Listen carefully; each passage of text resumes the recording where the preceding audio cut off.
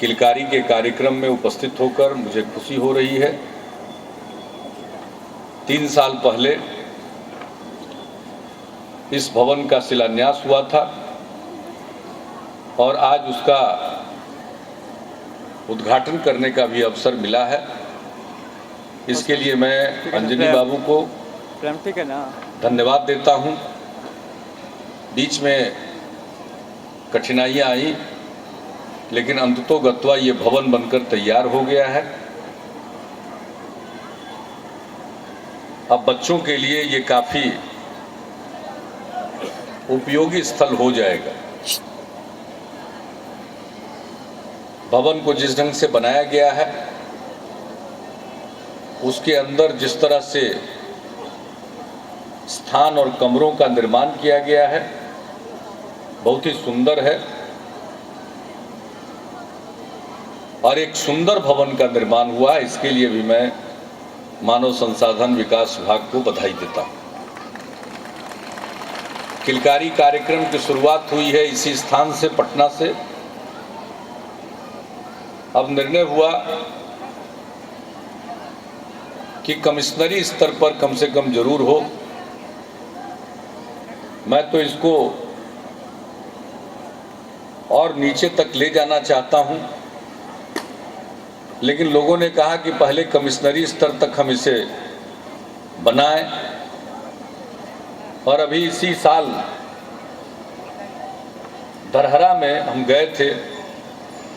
भागलपुर जिले में है वो जगह, जहां बेटी पैदा होने पर लोग 5 पेड़ लगाते हैं। उसी गांव में किलकारी कार्यक्रम की शुरुआत हुई। मुझे खुशी हुई और आज फिर यहीं से गया के लिए डंकन मध्य विद्यालय में किलकारी का बाल केंद्र शुरू किया जा रहा है और इसकी सूचना देते हुए मुझे आज खुशी हो रही है। वहाँ के भी बच्चों में इस बात को लेकर काफ़ी उत्साह है और इसका बहुत फायदा है। जिस तरह से हम देखते हैं कि बच्चों के व्यक्तित्व का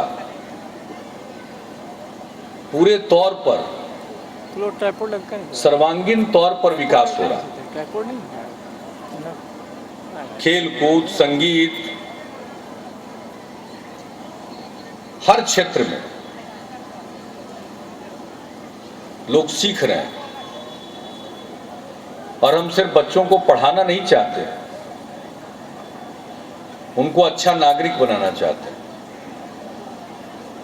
उनके व्यक्तित्व का विकास करना चाहते हैं। और मुझे खुशी है इस दिशा में काम हो रहा है। और शिक्षा का तो के क्षेत्र में इतना काम हो रहा है कि अगर मैं हिसाब लगाऊं तो साल भर में सबसे ज्यादा कार्यक्रम मानव संसाधन विकास विभाग के द्वारा आयोजित होता है।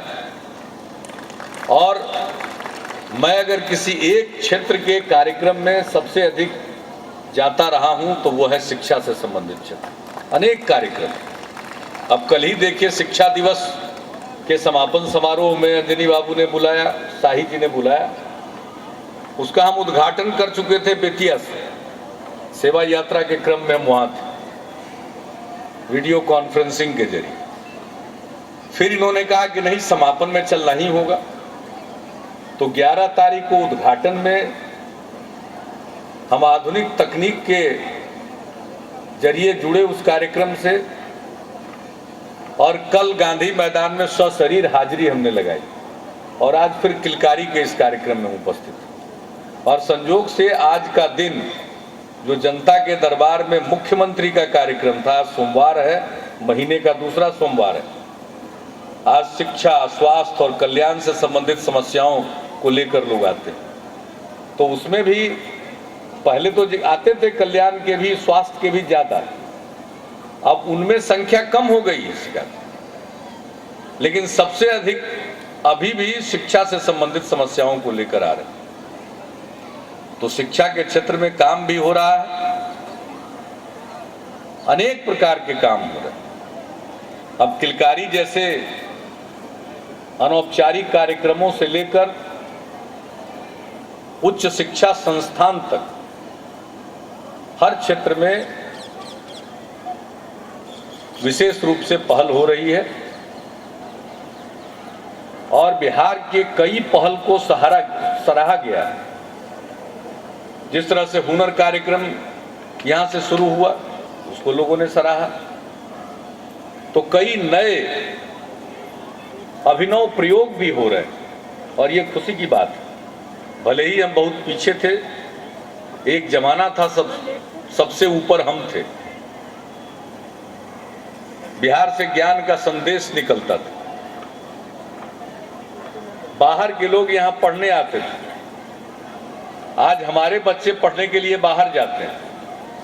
अब वो सिलसिला धीरे धीरे बंद होगा और फिर बिहार शिक्षा का बड़ा केंद्र बनेगा और बाहर के लोग पढ़ने के लिए यहाँ बड़ी संख्या में आएंगे। तो हमारा लक्ष्य वही है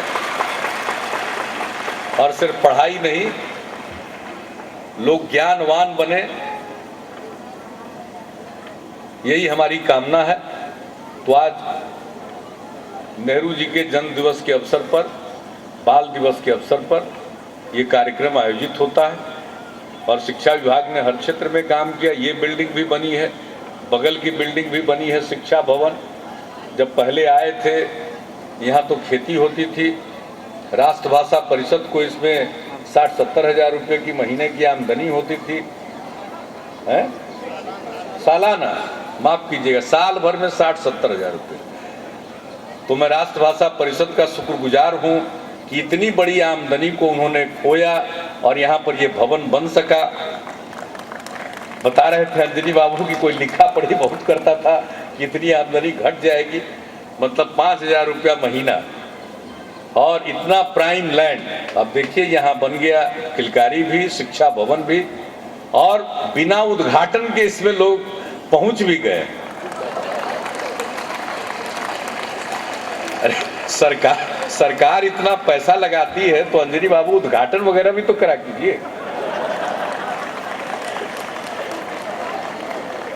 लेकिन कोई बात नहीं, बिल्डिंग बन के तैयार, लगभग काम शुरू, यही मकसद है। पहले जब हम लोग आए थे तो क्या हाल था, अब इसी को कहते हैं विकास। हर क्षेत्र में काम हो रहा, धीरे धीरे दिखाई पड़ेगा। स्कूल के बाहर बच्चे थे 12%, घटकर अब 3.5%।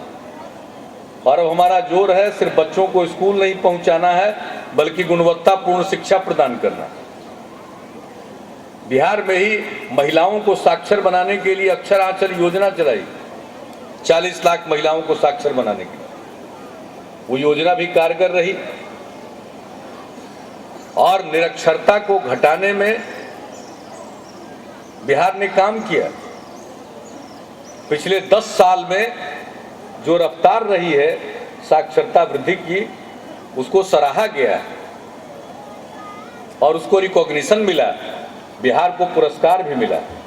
लेकिन अभी भी अगर पूरे रूप में हम देखें तो हम पीछे हैं। हमारा लक्ष्य है अगली बार, ये काम तो थोड़ा देर से शुरू हुआ था। 2007 के 26 जनवरी को मुझको अच्छी तरह याद है, एन सिन्हा इंस्टीट्यूट में हम लोगों ने एक वर्कशॉप किया था और कहा था कि फिर जो जनगणना होगी 2010 में तो 11 में रिपोर्ट आएगी, फिर बिहार को इतना पीछे नहीं रहना। तो समय कम था, कुछ इनिशिएटिव लिए गए। अब पूरा 10 साल का समय, इतना प्रयत्न करना है कि साक्षरता के मामले में भी बिहार सर्वोच्च 5-7 प्रदेशों में शामिल हो जाए। तो इस लक्ष्य के साथ आगे काम करना हर क्षेत्र में, और साक्षरता तो बहुत जरूरी है। निरक्षर लोगों को न जाने कितने लोग ठग लेते हैं, कहाँ किसका पैसा कौन निकाल लेगा कोई ठिकाना है। एक से एक जाली लोग समाज में विचरण करते रहते हैं। कुछ को तो पकड़ के बंद भी करवा रहे हैं, लेकिन एक से एक जाली लोग होते हैं। तो साक्षरता भी बहुत जरूरी है। तो हर क्षेत्र में, चाहे अक्षर ज्ञान हो या विज्ञान हो, हर क्षेत्र में काम हो रहा है। इसलिए इस अवसर पर मैं आप सब लोगों को अपनी शुभकामनाएं देता हूं और किलकारी भवन का उद्घाटन हो गया।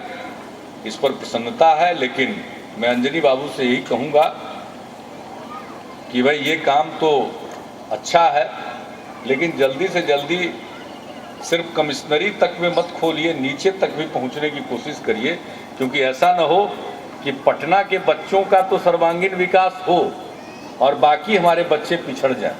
तो इस तरह के प्रयोग की सफलता को देखते हुए इसकी पुनरावृत्ति दूसरे स्थानों पर भी तेजी से होनी चाहिए। तो इन्हीं शब्दों के साथ आप सब लोगों को धन्यवाद देते हुए मैं अपनी बात को ही समाप्त करता हूं। बहुत बहुत धन्यवाद। जय हिंद।